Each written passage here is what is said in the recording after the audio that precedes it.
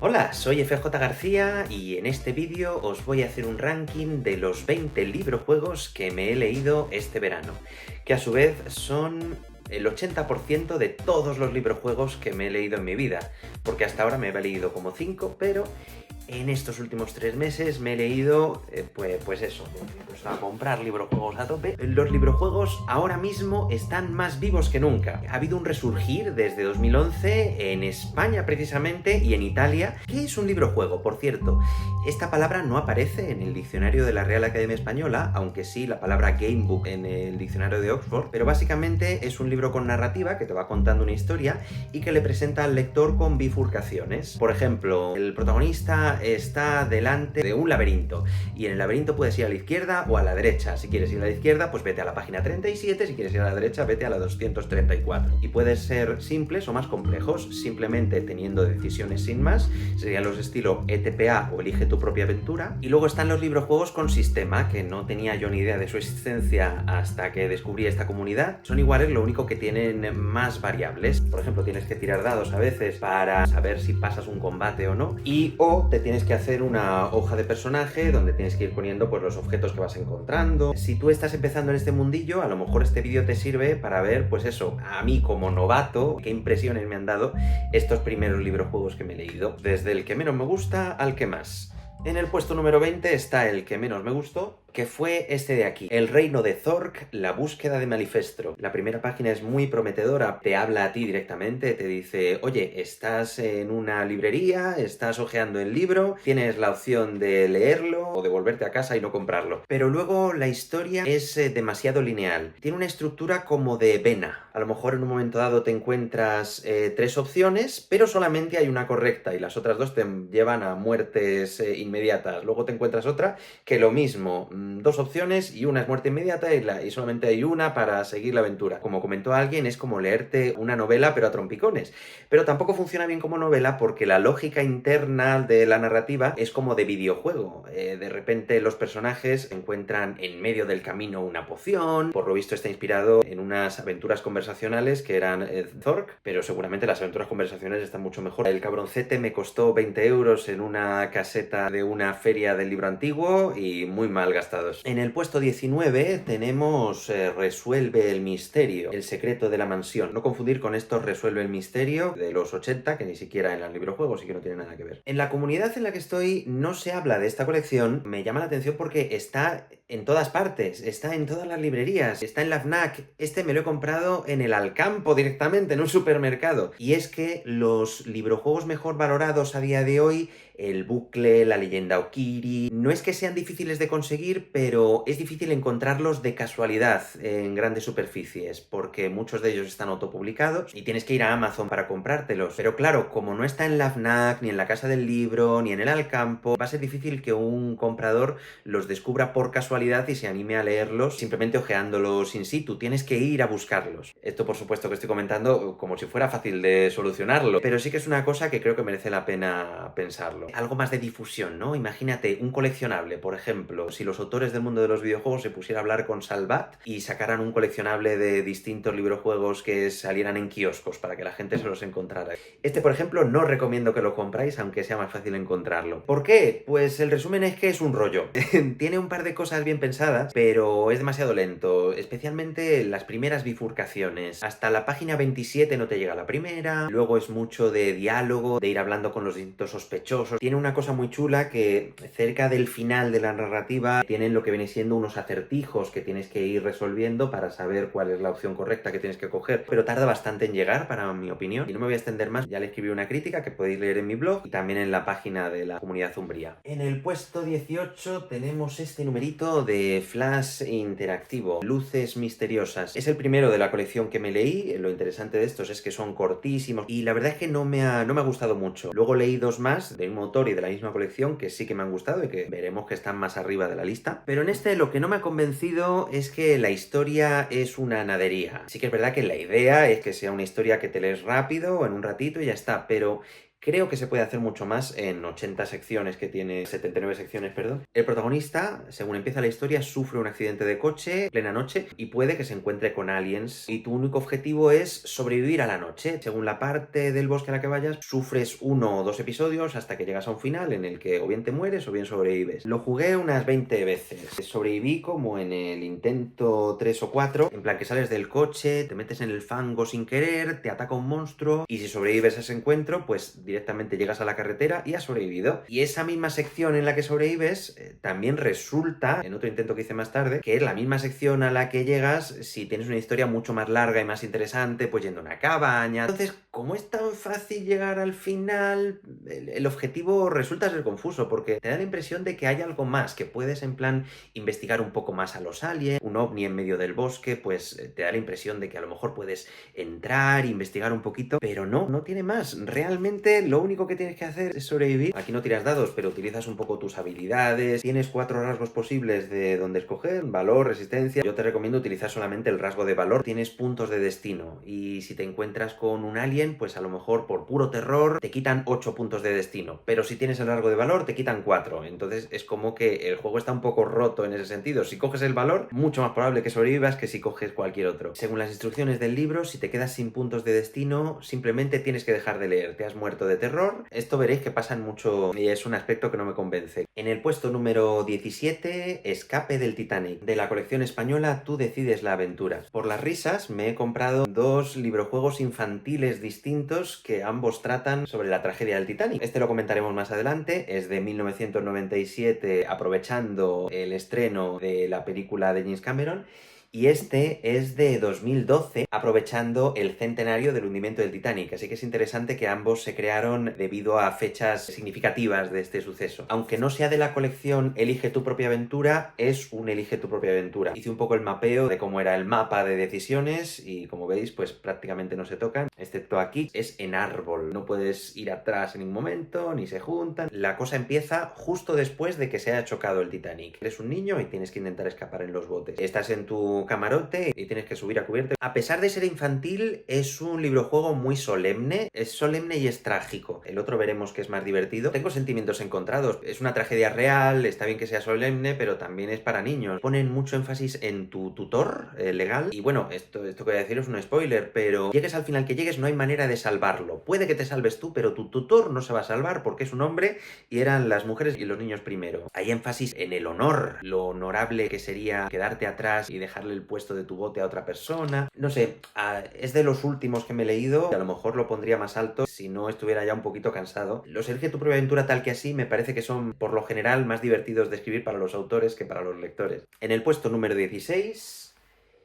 Galaterra, Ojos de Plata. Me da rabia ponerlo tan abajo en esta lista porque es el primer librojuego que me leo de Juan Pablo Fernández del Río. Es un autor muy respetado de librojuegos españoles y es un buen difundidor del mundo de los librojuegos. Echarle un vistazo a su blog Mundo Lúdico, donde tiene unos artículos impecables. Me ha dado rabia porque tiene muchos ingredientes que deberían gustarme. Lo escogí por su gimmick, su punto de venta. Solamente necesitas los dedos para jugarlo. Es un juego con sistema, pero no tienes que tirar dados ni tienes que hacerte una hoja de personaje, sino que juegas con tus propios dedos. Tienes aquí, por ejemplo, los objetos. Si consigues el objeto D, metes el dedaco aquí y sigues leyendo. Aquí tienes los estados de la nave y si está bien, pues tienes que tener el dedo aquí, que sin daños, que no te han disparado. Pero si la disparan en el morro, pues tienes que poner el dedo aquí.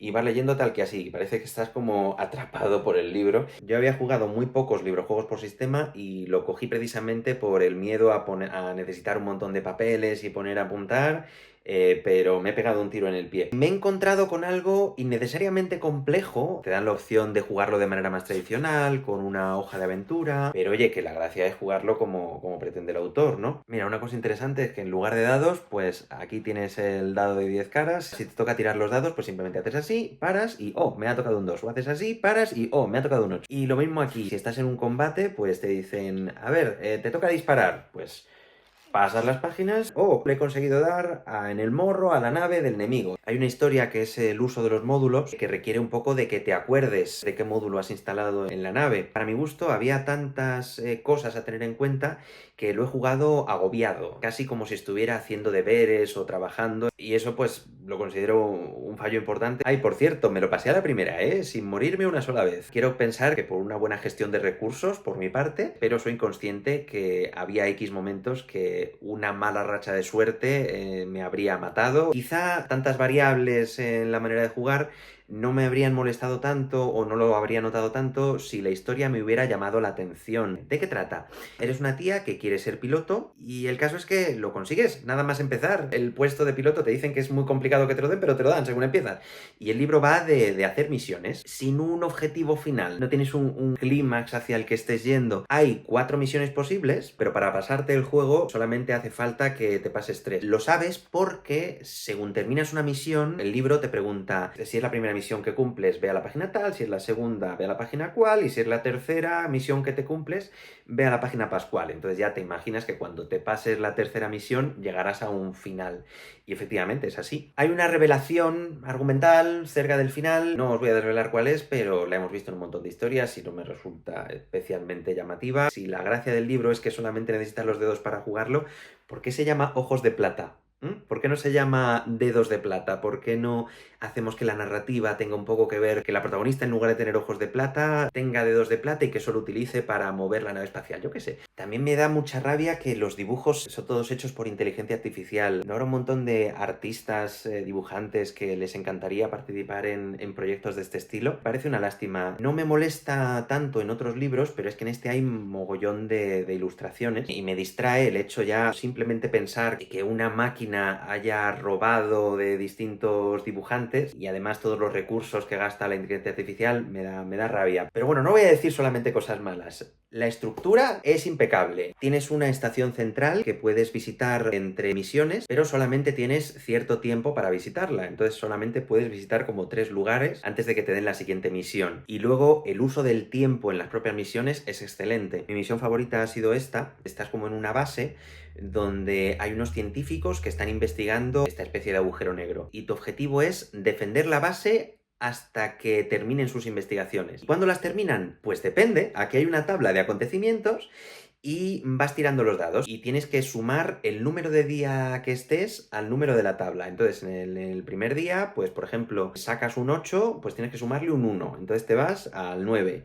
En el segundo día sacas un 3, pero le tienes que sumar 2 porque estás en el segundo día, pues te vas al 5. Y así hasta que llegas a sacar un 13 o más en el que consigues que la investigación concluya. Que estás mordiéndote las uñas y diciendo, a ver cuándo esos científicos terminan su estúpida investigación. Eso está muy bien. Aunque de todos los variables que tienes que recordar, de los módulos que han instalado, también te tienes que acordar del día en el que estás. No sé cómo conseguí acordarme de todo. No me imagino que este sea tampoco el libro del que más orgulloso esté. Ese deja muy claro que es La Cofradía, publicado en 2013. Me imagino que está mucho mejor, incluso lo ha podido publicar en Italia y sin duda le hincaré el diente antes o después y estoy convencido de que me gustará mucho más. En el puesto número 15, Sangre para los dioses. Este fue el librojuego peor valorado del certamen. Se presentaron 10 obras. Aparte de la mía, he leído 5 de las obras que se presentaron en el certamen. Es el que menos me ha gustado, pero me ha gustado. Salvo por una cosa inexcusable, que es el motivo por el que baja tanto, que es las faltas de ortografía. Son garrafales. Pero lo que mola de este juego es que es muy fácil de coger y ponerte a jugar con él. No tiene introducción, tiene lugar en una ciudad o en un pueblo precolombino y nada es la vida de un ciudadano pobre. Empieza el juego y te vas a dormir.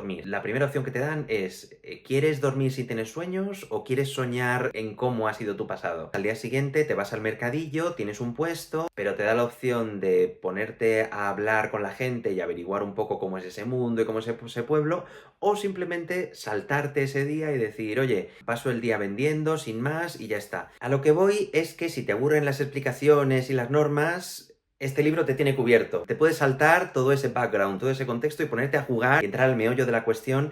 Tiene la desventaja de que no tienes las pistas que puedes necesitar más tarde para tomar decisiones buenas, pero ya entras a jugar. En un momento dado ofendes a las autoridades y ellos te juzgan y te obligan a luchar por tu vida en un partido de este juego que aparece en la película de En busca del Dorado. Y ese partido como que es muy emocionante, muy lleno de acción. Te llega el balón y puedes ir para adelante para intentar cogerlo y para atrás, cogerlo por la izquierda, hacer un bloqueo, puedes ponerte a rezar a los dioses y aparece una cabeza enorme en el cielo. Durante ese partido, si se te cae la pelota, te matan.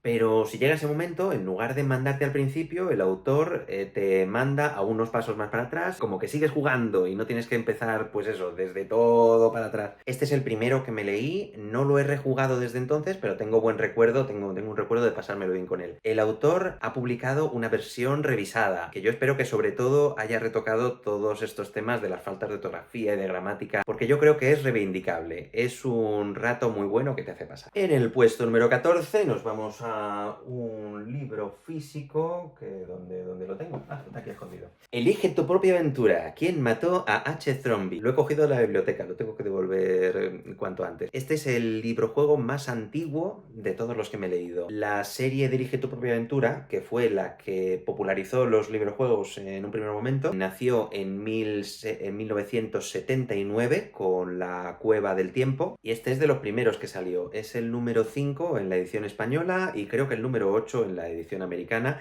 de 180 y pico, 200 libros que salieron. Ya tengo una reseña escrita de él, así que si os interesa os recomiendo que vayáis a leerla, mucho más detallada de lo que voy a contar ahora. Y los Elige tu propia aventura, por lo general, tienen esta estructura que he comentado antes. Sin embargo, este está muchísimo más elaborado. El mapa de las decisiones es mucho más complejo, que tiene mucho mérito que esto se diera en uno de los primeros libros de la colección. Me ha gustado mucho y lo pondría más alto en la lista, excepto porque tiene un error garrafal que me da muchísima rabia. Y es que tu objetivo es descubrir, como dice el título, quién mató a H. Thrombey, y el error garrafal es que si pierdes, si no averiguas quién es el asesino, llegues al final que llegues, te lo cuentan. Entonces, claro, ¿cómo interpreto yo esto? Pues eso quiere decir que solamente tienes una oportunidad para pasarte este libro. O averiguas quién es el asesino a la primera, o te lo dicen. En fin, recomendable igual. Si lo tenéis en original y no de biblioteca, merece la pena tenerlo y quedárselo. En el puesto número 13 vamos a poner a un audio librojuego. Chus Cthulhu.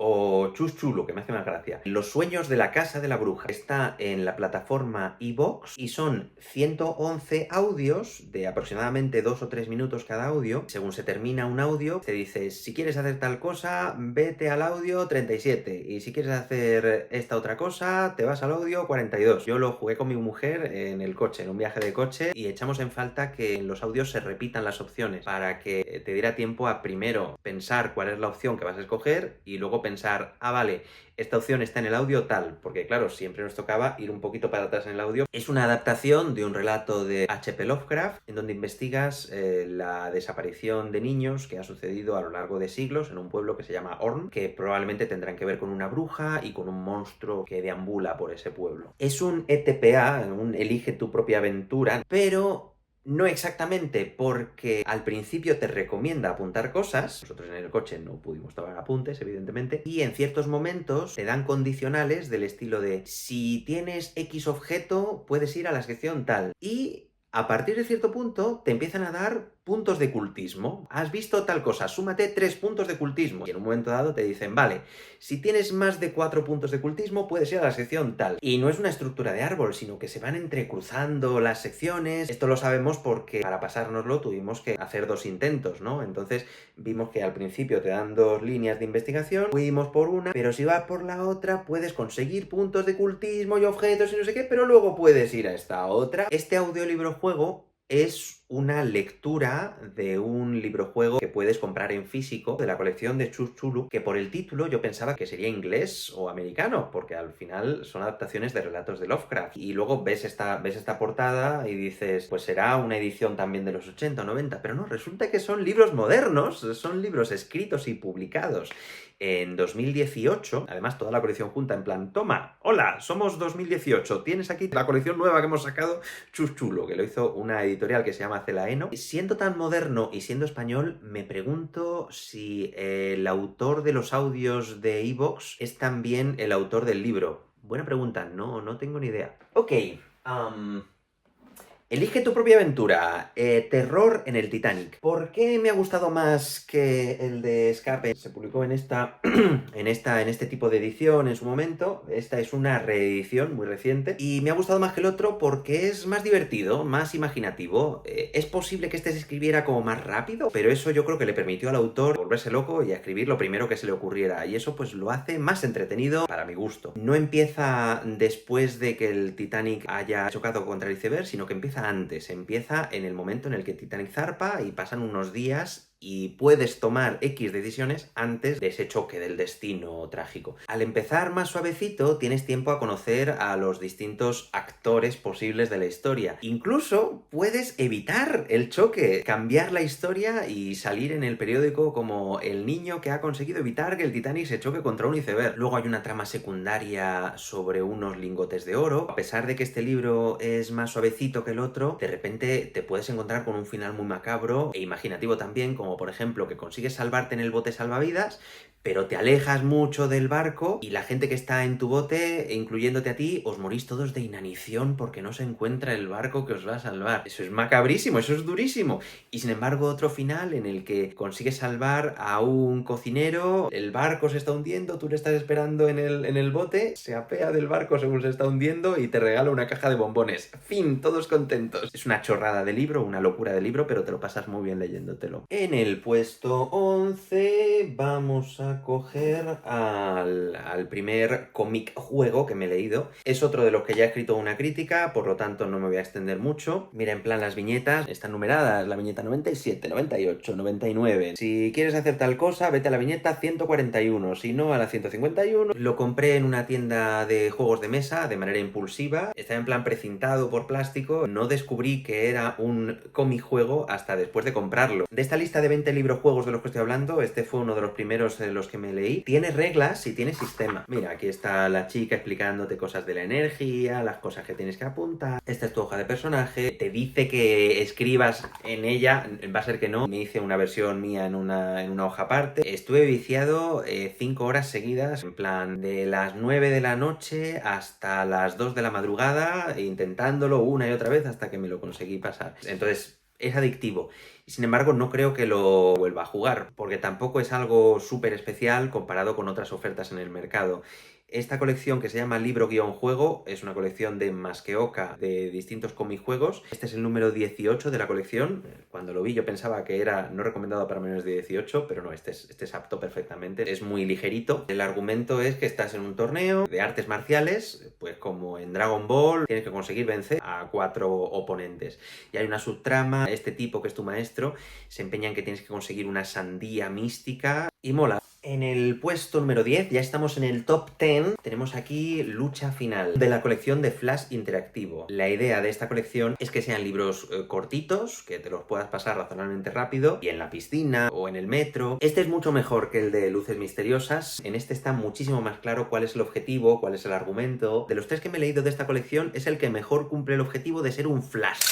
Te lo pasas muy rápido, tiene solamente 59 secciones, me lo pasé solamente a los 2 intentos y me lo habría pasado a la primera de no ser por el puzzle del sistema solar. Cuando lo fallas te dice, oye, tendrías que ir a clase y aprender más del sistema solar, pero yo creo que es debatible, ¿eh? Pero gracias a que perdí en ese punto, tuve la opción de volver a empezar y pasármelo a la segunda probando opciones distintas. ¿De qué trata? Sucede en el futuro, eres un participante de un concurso televisivo violento, pero no tan violento como Death Race 2000 o Logan's Run o The Running Man, porque en este concurso sobreviven todos los jugadores, curiosamente, y el objetivo está mucho más claro, no es solamente sobrevivir, sino ganar el concurso. Tienes que ir yendo por una especie de laberinto y tienes que llegar a la meta antes de los contrincantes. Y está muy bien diseñado el árbol de decisiones de este juego porque para llegar a esa meta puedes escoger uno de dos pasillos y si se te da bien la cosa consigues pasar esta prueba, luego llegas a otra puerta, tienes otra opción de visitar dos pasillos distintos y otra vez así hasta que llegas a la meta. Lo de escoger un rasgo distintivo está mucho más equilibrado que en el de luces misteriosas, donde he dicho que ahí te rompes el juego si escoges el rasgo de valor. Sin embargo, aquí es más variado respecto a el rasgo distintivo que hayas escogido. Y eso que es más corto, ¿eh? 59 secciones contra las 79 que tenía el otro.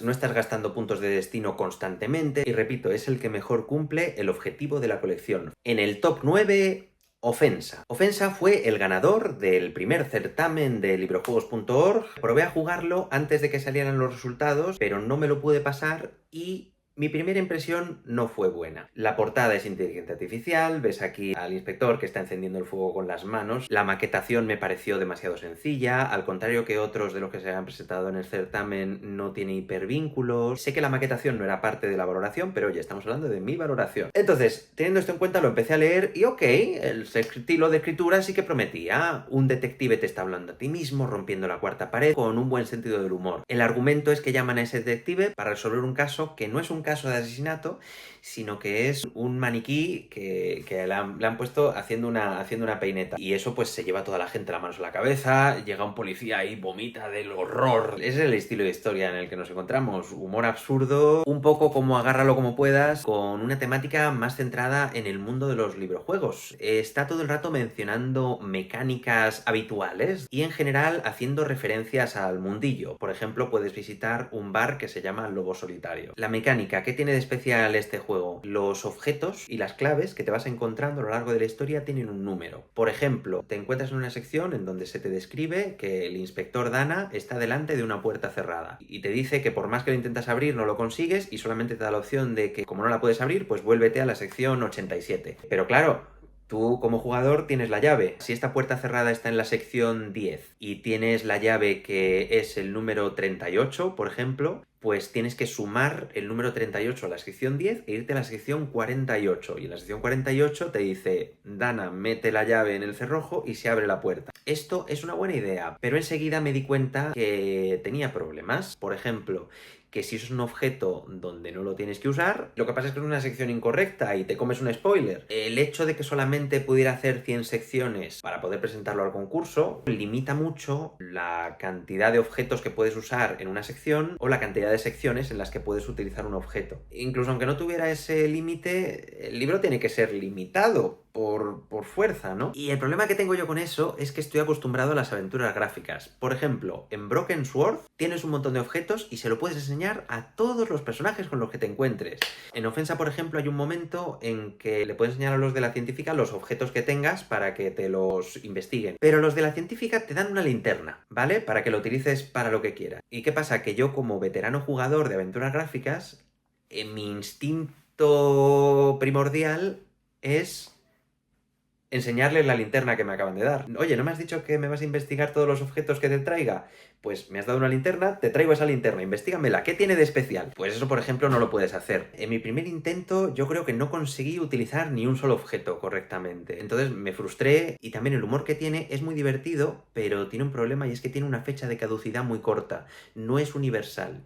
Está todo el rato referenciando al propio concurso, al hecho de que ha presentado este libro a este concurso, o a temas de nicho como Alone in the Dark o Warhammer, y no daba un duro por este libro juego. Yo pensaba que era imposible que ganara. En el vídeo que sacó el jurado antes del veredicto, hablaban de que les había gustado mucho este libro, pero que no se lo habían conseguido pasar tampoco.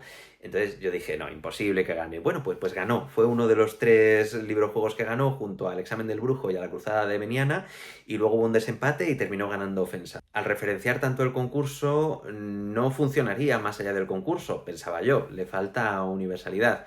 Pero no conté con que precisamente allí está la clave. Está hecho para este concurso. Cumple todos los requisitos a la perfección y conoce a su público, ¿no? Así que tras el veredicto le di otra oportunidad. No me veía capaz de solucionarlo yo solo. Me parece que el juego es más ingenioso que yo, así que reuní a 3 amigos y entre los 4 lo atacamos. Y aún así se nos hizo difícil. Estuvimos 3 sesiones de varias horas. Por fin conseguimos llegar al final bueno y luego a todos los finales posibles. Y bueno, después de investigar todos los recovecos del libro-juego, me sigue pareciendo imperfecto por la falta de mimo en los aspectos mencionados.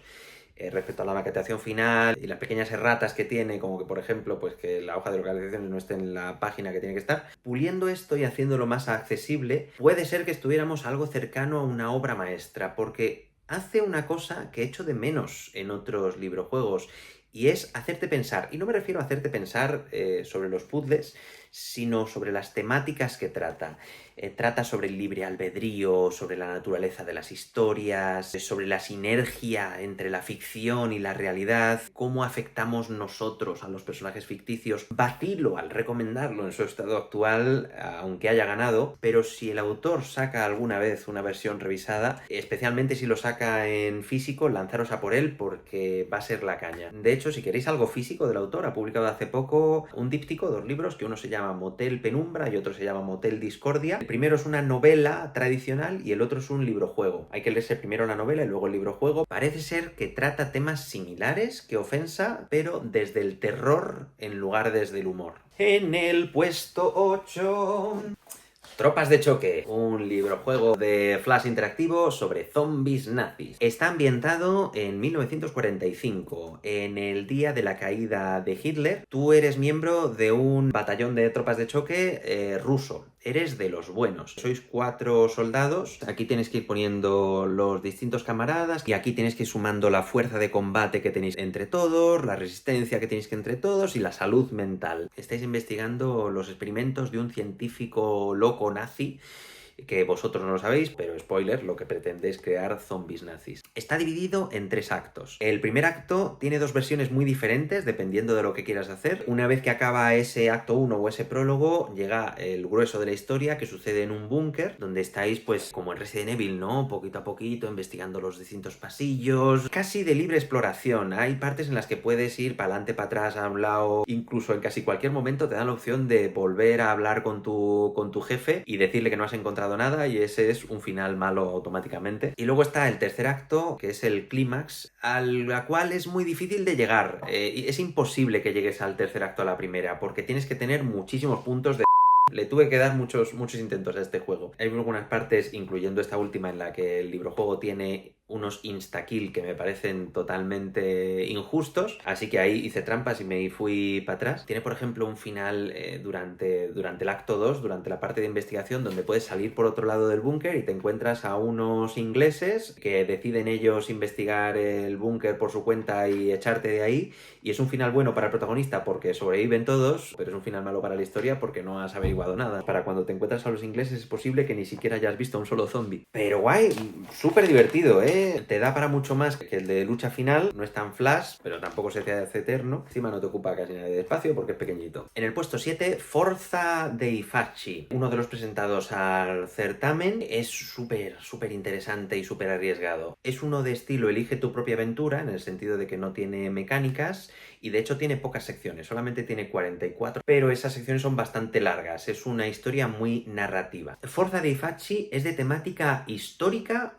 o histórica alternativa. La historia comienza en 1920 y trata sobre el auge del fascismo en Italia, y dependiendo de los caminos que escojas, la historia puede ir avanzando a lo largo de los años hasta terminar, creo que lo más tarde que puede terminar es en 1933, con el auge del fascismo también en Alemania. Tú encarnas a un veterano de la Primera Guerra Mundial que está descontento con la situación política. Te da la opción de escoger un partido y dependiendo de tus decisiones, la historia puede que siga su curso como sucedió en la realidad, con Mussolini subiendo al poder o alguien similar, o la historia cambia y gana el Partido Obrero. También, dependiendo de lo que hagas, terminas siendo una figura muy importante para el partido o simplemente una persona que ayudó, o un don nadie que se muere en una zanja, o alguien importante pero que está traicionado por su partido. Y es una lectura muy difícil por incómoda, ¿no? Hay un secundario que no me acuerdo cómo se llama, que cuando te pones a investigar resulta que no existió de verdad. Ahí me hubiera gustado que el autor lo hubiera cambiado por alguien de verdad. Este señor que estoy hablando es como la mano derecha de Mussolini, pues aquí es un personaje ficticio, podrían haber puesto a alguien de la realidad. La existencia de esta obra me hace fantasear con algo imposible. Imaginaros que cada vez que hubiera elecciones saliera un librojuego de este estilo. Un librojuego que fuera una ficción especulativa que te dijera en plan, oye, ¿qué pasa si en estas elecciones votas al PP o al PSOE o a Vox o a Podemos? Un librojuego que estuviera basado en los programas electorales de los distintos partidos y en lo posible o imposible de que esos partidos logren cumplir ese programa. Claro, sería imposible hacer un librojuego de estos para cada vez que hubiera elecciones, pero ayudaría mucho a tomar una decisión, obviamente. Lo que pasa es que sería imposible escribirlo de una manera completamente imparcial. En el puesto 6... Magos y guerreros. El castillo del cuervo maldito. Que mola la portada aquí con lo brilli brilli. Este fue una serie de 18 librojuegos americanos publicados entre 1984 y 1987. Llegaron 10 a España y Susaeta los sigue publicando hoy en día. Las 10 entregas que llegaron a España no están descatalogadas. Puedes ir a una librería y encargarlos sin ningún tipo de problema. Y encima son baratísimos. Mira, 4,95 €. Es muy cortito, ¿eh? Los protagonistas son el mago y el guerrero, que les dan una misión, que es en este caso infiltrarte en el castillo del cuervo maldito, y los dos van juntos, pero tú como lector tienes la opción de escoger quién de los dos quieres ser. Y son como dos librojuegos en uno, porque las secciones son distintas dependiendo de si escoges al mago o si es que escoges al guerrero. El mago tiene un libro de hechizos al final del libro, te lo tienes que leer antes de la misión y a lo largo de la historia te pueden preguntar cuál quieres usar. No puedes usar todos, sino que te dicen, oye, aquí puedes usar este o este. Tú tienes que tener en cuenta cuáles son los pros y los contras y a ver cuál te conviene mejor en esa situación. El guerrero, por el contrario, tiene el libro de las armas, donde tienes 9 armas posibles y tienes que escoger únicamente 3 para llevar a tu aventura. Y si en un momento dado de la historia te dicen que necesitas usar un arma que no te has traído, pues estás jodido. Te toca morirte. No hay dados ni ficha de personaje, pero sí que tiene este sistema que he comentado y tiene azar. A veces te pide tirar una moneda al aire o también hay condicionales que dependen del momento del día o la hora en la que estás. Si lo estás leyendo por el día, vete a la sección tal. Da para bastante entretenimiento debido precisamente a ese azar. Por ejemplo, si yo lo estoy leyendo en un momento dado por la tarde, sé que si tomo ciertas decisiones voy a perder seguro, porque me dirá, oye, lo estás leyendo por la tarde, por lo tanto, ve a esta sección donde te van a matar. Pero claro, digo, si no me consigo pasar el juego en esa sesión y quiero seguir leyéndolo mañana por la mañana, pues oye, a lo mejor entonces sí que tengo que tomar este camino. Aquí, para llegar al castillo, primero tienes que subir por un acantilado, y luego dentro del castillo tienes este mapa, y dependiendo de lo que escojas, pues te dejan entrar por la puerta principal o por la puerta de atrás. Tienes que conseguir 2 tesoros, y luego después de conseguir los 2 tienes que huir también, o por detrás o por delante. No es un librojuego perfecto, pero me lo he pasado muy bien. Creo que me haré con el resto de la colección, siendo tan baratos. El creador de la serie fue R.L. Stine, que es uno de los autores de mi infancia. Si no me he leído todos los libros de pesadilla, no me he leído ninguno. Y hablando de pesadillas, llegando al top 5, tenemos aquí La Isla de las Pesadillas, otro de los librojuegos digitales presentados al certamen de librojuegos.org. Está escrito por un autor novel, es una novela muy pulp, muy de lo que te podrías leer a principios del siglo XX o finales del siglo XIX.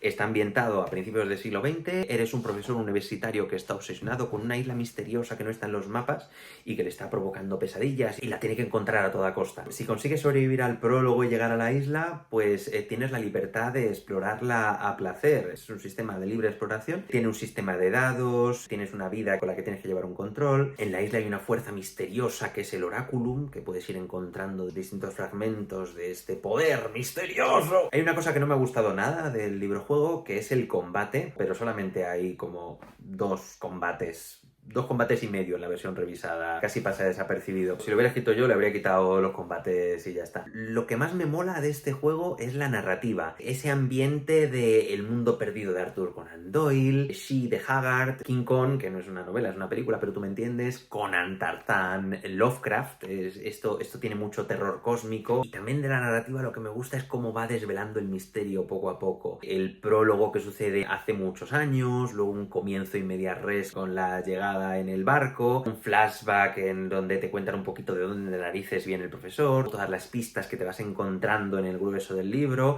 un clímax revelador lleno de acción y un epílogo que ya te lo deja todo claro. Me engancho. Y mi librojuego favorito de los que se presentó al certamen, en el puesto 4 en el ranking actual, fue El examen del brujo. Ganó junto con Ofensa y con La cruzada de Beniana, luego hubo ese desempate y terminó ganando Ofensa. Destaca mucho El examen del brujo porque no es de fantasía, a pesar del título, que no salen brujos. Lo de brujo es simplemente el mote que le ponen a un profesor de un instituto. No es tampoco de misterio ni de ciencia ficción, sino que es costumbrista. Es una historia de instituto. Los protagonistas son chavales, unos adolescentes a los que un profesor les ha anunciado que les van a poner un examen imposible de aprobar, y estos amigos deciden robarlo, colándose en el despacho de este profesor impopular para conocer la respuesta de antemano y poder aprobar el examen. Deciden intentar el robo durante un recreo, están en el patio del colegio y el despacho está en el tercer piso. Entonces tú junto con tus amigos tenéis que sortear los obstáculos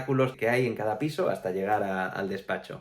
Primero la secretaria de la recepción, luego una cámara en el segundo piso. Es un libro-juego con sistema, tienes unos puntos de sospecha que van aumentando si te va mal la cosa, y si llegas a 10 puntos de sospecha te pillan y se acaba el juego. Pero el juego es retrospectivo, ojo. La historia marco sucede en el futuro, cuando los protas ya tienen 40 años, ya son adultos hechos y derechos, y están contando la anécdota en una reunión de antiguos alumnos, ¿no? Y según como actúes en el pasado, cambias el futuro. Al final de la historia terminan contando que el protagonista se ha casado con una o con otra, o la vida le ha ido de una manera o de otra. Más cosas. Al principio puedes elegir una serie de objetos que pueden ayudarte en la misión a cambio de alguno de tus puntos de sospecha. Hay un sistema de dados y es lo que menos me gustó porque no me acuerdo del todo bien, pero había dos tipos de tiradas. Un tipo de tirada en el que tienes que sumar los dados y otro en el que tienes que restarlos. Me volvía un poco loco, sobre todo al principio, luego ya me acostumbré. Hubiera preferido que ya que utilizaba dados, que hubiera solamente un uso para los dados y ya está. Es muy adictivo. Según perdí la primera vez, lo primero que quise es volver a empezar desde el principio, y la segunda también, y así hasta que me lo pasé a la tercera. Y a cada paso, según vas avanzando, te van dando logros permanentes, como en Steam, como si estuvieras en Xbox. Eso te incentiva a volver a jugar e incluso jugar de cierta manera y arriesgarte de ciertas formas para conseguir los logros que te van faltando, y por eso mola. Primero porque es adictivo y segundo porque la temática es muy distinta, muy fresca comparado con lo que te encuentras en otras historias de librojuegos.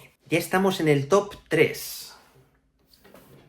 Heart of Ice. Heart of Ice se publicó originalmente en 1994, escrito y diseñado por Dave Morris, y es considerado el mejor librojuego si tú te vas a Google y buscas Best Gamebook Ever. Este es el juego que te sale en el mogollón de resultados. Nunca ha sido traducido al español, pero sigue a la venta en inglés, por suerte, muy fácil de conseguir. Han sacado esta edición revisada en 2013.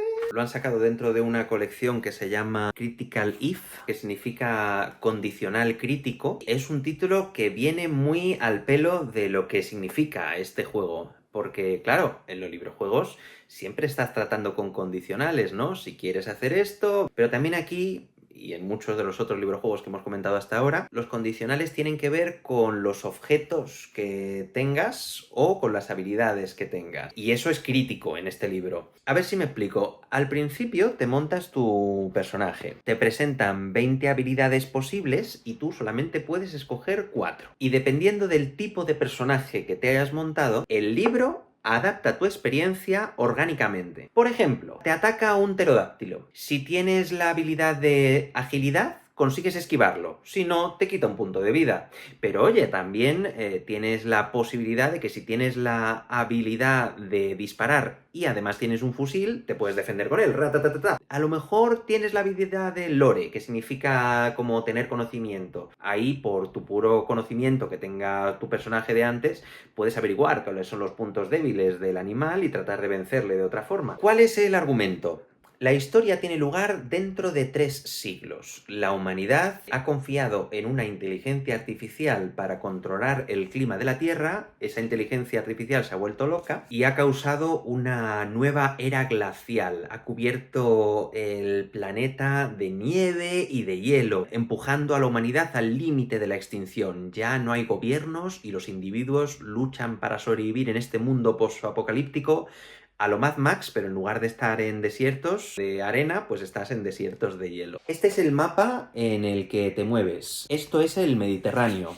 Lo que pasa es que es una nueva versión del Mediterráneo porque a lo largo de los siglos el hielo ha cubierto parte de lo que era antes el océano. La historia empieza aquí, en la posada etrusca. Allí escuchas de pura casualidad una retransmisión de la inteligencia artificial que te habla de un artefacto que se llama el corazón de Bolén, que da título a la obra, ¿no? El corazón de hielo. Es un artefacto místico que te puede dar poderes para cambiar el mundo y se dice que está escondido en una ciudad mística perdida en algún lugar del páramo helado, que es ahora lo que antes era el desierto del Sáhara. Durante la primera mitad de la historia, que tienes que averiguar cómo llegar desde aquí hasta aquí. Lo he jugado 2 veces. Me fui a las selvas leonesas, a la Marsella antigua, y de ahí conseguí una especie de tren subterráneo que me llevó todo para acá, a lo que viene siendo el Mar Rojo, y ahí pues tuve que caminar hasta conseguir llegar a la ciudad perdida de Duen. Luego, en mi segundo intento, quería llegar hasta Madrid. Quiero decir, ya que estamos en Madrid, pues aquí parece que existe Madrid Castilian, pero me decepcionó un poco el hecho de que no puedes pasar por Madrid exactamente, sino que va aquí por la costa. Esa es la primera mitad de la historia. La segunda mitad es cuando llegas a la ciudad perdida de Duen y esta parte ya no me gusta tanto. Ahí te encuentras a unos mercenarios o una gente loca que también está buscando el corazón y se convierte en una especie de Battle Royale. ¿Quién de las 8 personas que están ahí consigue ser el primero en encontrar el corazón? Hay alianzas, hay traiciones, pero al final solamente puede quedar uno. A pesar de que está en el tercer puesto de mi lista, hay cosas que no me gustan. Parece que en la historia te premien por hacer cosas malas y ser egoísta y te castiguen por intentar ser más altruista o ser más generoso. Y bueno, se justifica porque el mundo en el que estás es terrible y es en plan tonto el último, ¿no? Pero mira, por ejemplo, en Fallout 3 o en la propia película de Battle Royale, ahí los personajes que buscan ser bondadosos también se les puede llegar a premiar de alguna manera si se cumplen ciertas características. Aquí me ha dado la impresión de que no. Luego, si se te acaban los puntos de vida, según las instrucciones, simplemente tienes que interrumpir la lectura. Te han matado y no te describen un final. Esto le pasa a un montón de librojuegos. Al Gran Torneo le pasa, a todos o casi todos los de Flash Interactivo le pasa también. Mira, a Magos y Guerreros no le pasa. A Magos y Guerreros, como no vas con vida, si te matan te lo describen.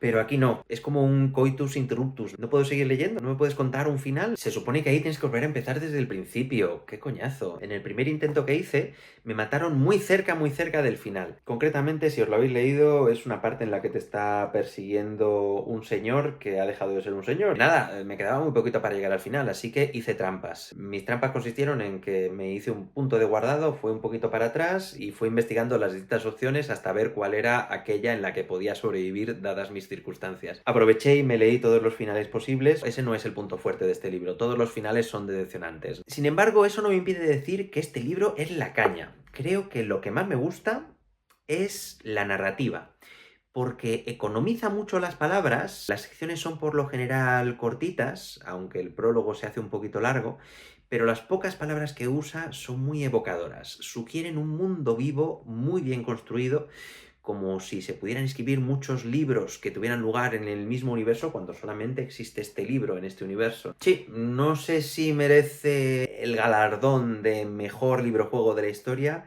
pero no es nada malo. En el puesto 2, La búsqueda de Pip, de Guillermo Pérez, también conocido como Chemo Umbría. Es un librojuego moderno. No sale la fecha de publicación.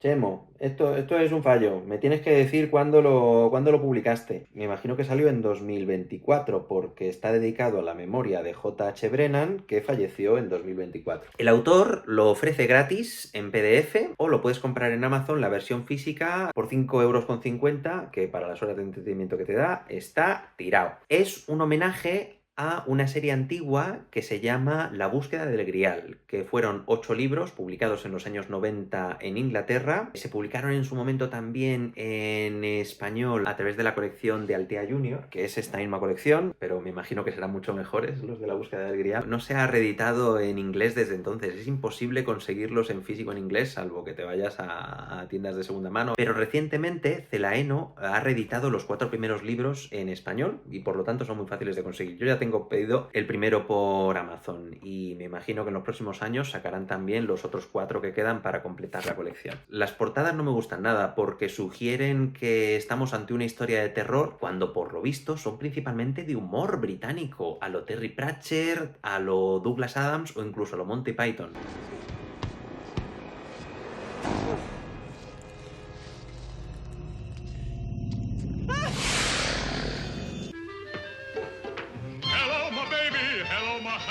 Suceden en la corte del rey Arturo. Los caballeros de la mesa redonda están ocupados buscando el grial y descuidan los problemas importantes del reino. Y tú como lector asumes el rol de Pip, un pobre granjero que es el que defiende el reino de los ataques de dragones, magos malvados, etc. Por cierto, un ejemplo del humor del autor es que Pip, el nombre del héroe, significa el puntito esto del dado. Todos estos, los puntitos de los dados, son pips. Bueno, eso es la búsqueda del grial, pero esto es la búsqueda de Pip.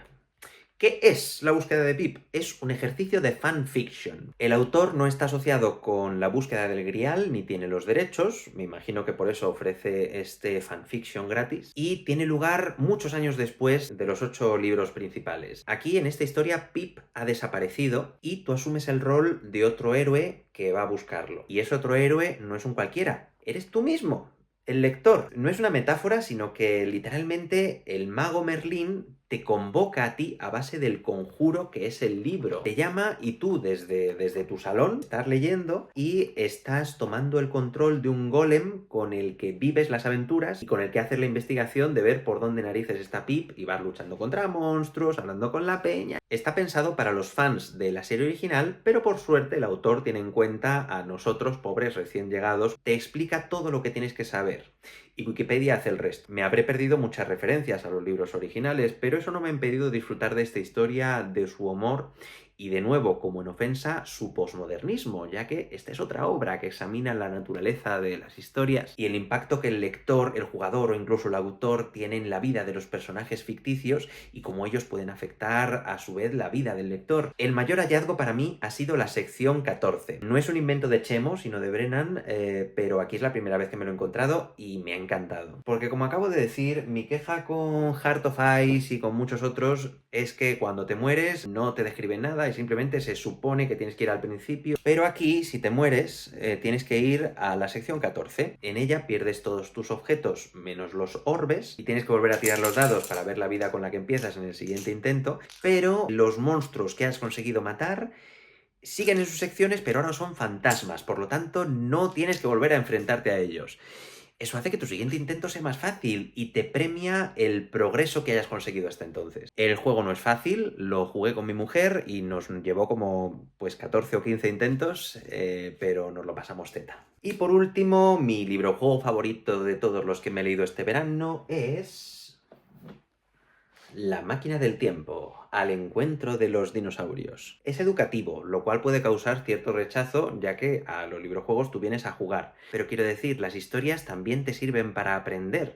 Normalmente las historias tienen una catarsis, por lo menos las historias que funcionan, donde te informan de tu vida y te causan un cambio a tu persona, te hacen aprender sobre ti mismo o sobre algo más. Y en este caso, pues, cuando terminas de leerlo, sales habiendo aprendido más cosas que cuando entraste. Por lo tanto, te causa una catarsis igual que válida, sobre todo si el tema te interesa. Es otro de los que escribí una crítica extensa en mi blog y en Umbría, o sea que no me voy a extender aquí mucho a pesar de que sea mi favorito. Basta decir que en este libro no te puedes morir y aún así solamente hay un final posible. El protagonista eres tú.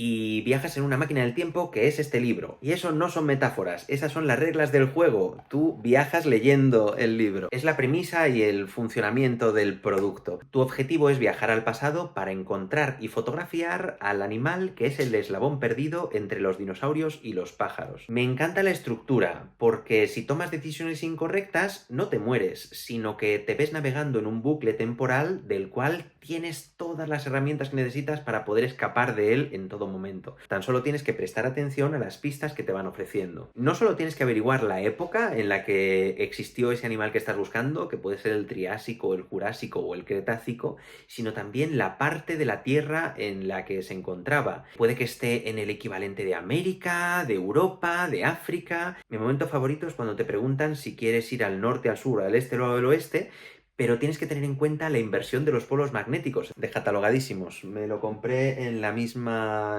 feria de libros antiguos donde me compré este. A ver si encuentro más libros de la colección, que fueron 24, 25 en Estados Unidos. Hay uno que no salió en España, que precisamente fue el de la Inquisición Española. Ha habido una reedición en 2017 en inglés de la colección. La he intentado comprar por Amazon, pero no llegan a venderlo en la zona en la que estoy. No llegan a venderlo en España. No sé, tendré que buscar otra manera de conseguirlos. Qué putada. Será cosa de los aranceles de Trump. Pero bueno, tengo muchos otros librojuegos para leer. Ya he pedido el primer libro de La búsqueda del Grial. También he pedido este libro que se llama El bucle. Como dice su nombre, es un bucle. El protagonista está repitiendo un mismo día una y otra vez, como en El día de la marmota o como en Al filo del mañana, o más concretamente como uno de mis libros, uno de mis juegos favoritos, que es Majora's Mask. ¿Dónde tengo Majora's Mask? Majora's Mask. Por lo visto el bucle es un poco esto. Aquí Link estaba en un ciclo de 3 días y en el bucle, pues el protagonista es en un ciclo de un día. No es de fantasía, es de ciencia ficción. He visto una partida en un canal de YouTube y me ha interesado mucho cómo funciona. El único problema, si se le puede llamar problema, de este libro es que por lo visto es largo de narices y muy complicado. Parece ser que salió en diciembre de 2024 y la primera persona que se lo pasó lo hizo el 20 y pico de enero de 2025. Le vamos a hacer un intento. Otros juegos largos que me interesan son los de Vulcanverse. El autor de Heart of Ice ha sacado con Jamie Thompson una colección de 5 libros muy gordos y es un mundo abierto en el que por lo visto puedes caminar de un libro al otro, ¿sabes? Investigando todo el mundo. Por lo poco que he visto es muy chulo, no tienes que tirar dados y es más aventura gráfica, un poco lo que a mí me llama la atención. Bueno, muchísimas gracias por ver este Juggernaut de vídeo. Si algún libro o juego os ha llamado la atención, os animo a buscarlo. La gran mayoría de ellos están disponibles, algunos de ellos incluso son gratuitos, como los del concurso, los de la búsqueda de Pip o el audiolibro juego que he comentado. De pequeñito escribí uno yo mismo, directamente pues esto lo escribí a lo mejor con 10 años. Luego allá por 2005 hice un librojuego en Microsoft Word, repartía copias a mis compañeros de clase. Y luego más adelante, en 2019, hice un mini librojuego, 4 páginas. Y hace poco, en mayo, me levanté una mañana y dije, pues quiero escribir otro, pero un poquito más elaborado que estas 3 mierdas. Y me dije, bueno, pero no lo va a leer nadie, porque esto de los librojuegos es una cosa del pasado, una cosa que se hizo popular allá por los 80 y los 90, pero resulta que no podía estar más equivocado. Los librojuegos ahora mismo están más vivos que nunca. Y nada, os animo a entrar en este inmenso mundo de la ficción interactiva.